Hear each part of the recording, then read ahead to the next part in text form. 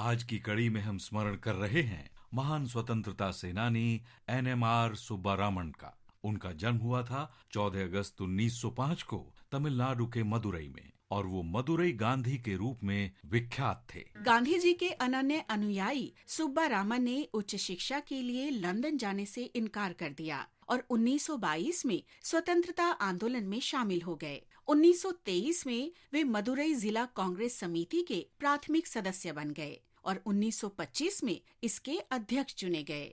उन्होंने 1930 में वेद नारायणम रैली में भाग लेने के लिए मदुरई से 27 युवाओं का चयन किया। सुब्बारामन 1935 से 1942 तक मदुरई नगर पालिका के अध्यक्ष चुने गए। वे आजादी से पहले और बाद भी मदुरई विधानसभा के सदस्य रहे। सुब्बारामन वंचित वर्गों के कल्याण के लिए हमेशा प्रतिबद्ध रहे।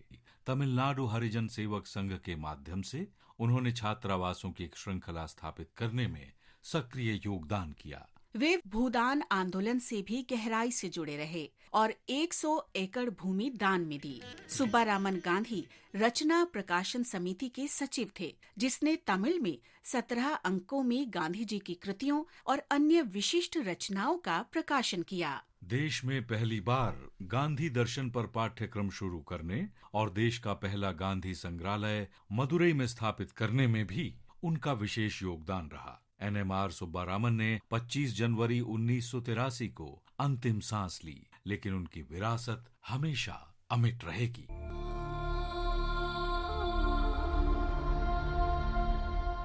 आज हम स्वतंत्रता सेनानी गोदावरी पारुलेरकर का भी स्मरण कर रहे हैं, जिनका जन्म 14 अगस्त 1907 को हुआ था। वे ब्रिटिश राज के खिलाफ छात्र आंदोलन में सक्रिय रहीं। 1932 में सत्याग्रह में भाग लेने के लिए ब्रिटिश सरकार ने उन्हें सजा दी। गोदावरी महाराष्ट्र की पहली महिला विधि स्नातक थी। 1932 में जेल की सजा काटने के बाद गोदावरी ने भारत सेवक समाज में शामिल होकर मुंबई में समाज सेवा शुरू कर दी। वे भारतीय कम्युनिस्ट पार्टी की अखिल भारतीय किसान सभा में शामिल हुईं और इसकी महाराष्ट्र शाखा महाराष्ट्र राज्य किसान सभा की स्थापना की।